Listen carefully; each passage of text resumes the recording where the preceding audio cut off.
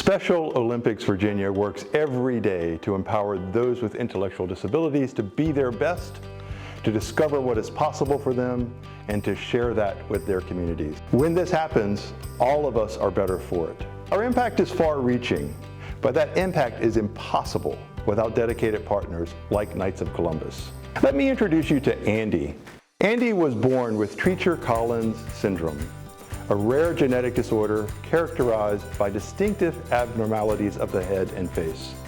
As a result, Andy has had 58 major surgeries in his 37 years. However, his physical appearance and disability barely tell the story of a man who is dedicated to his community. Andy is a multi-sport athlete, a member of his church, and has many hobbies and talents.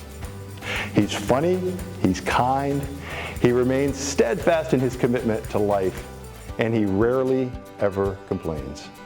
In the general public, there's a lot of cruelness towards people that look different. Going out for dinner, you know, we might sit in a booth and be ridiculed the entire time we're there. That still happens. It's not changed. But when you're in a community like Special Olympics here, he is accepted. That, my friends, is what we do. Helping to create communities where people are accepted, where people are included, and where people are respected. Once you've been involved once, you never leave.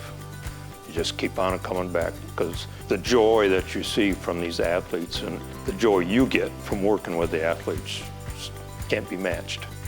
What Special Olympics has done for these individuals, and being on the board for 13 years, I've got to see that progression also from athletes that just started to where they are now 13 years later.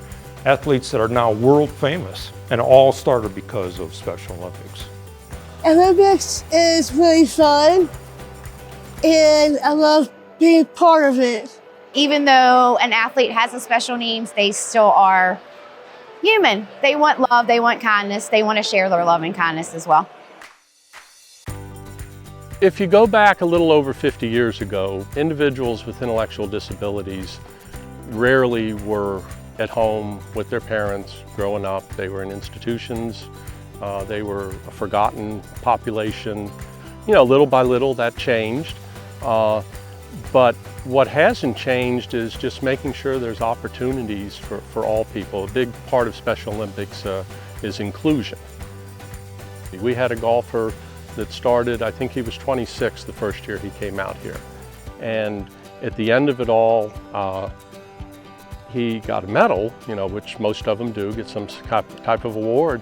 And his parents said he never got anything like that before. You know, 26 years old.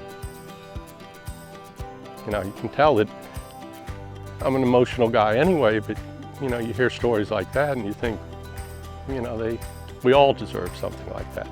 And I think that's one of the things that's important about Special Olympics. It gives folks with ID an opportunity to excel as much as they can excel, and I think, you know, how can you not want to support that? Throughout the year, and in keeping with your pledge to serve others, if not the Knights, then who? You work alongside us. You continue to ask how else you can help, and what would make things even better for our athletes, for their families, and for their communities. You give so much.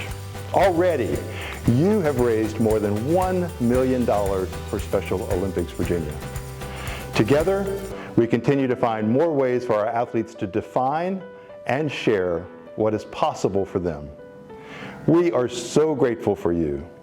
Thank you so much.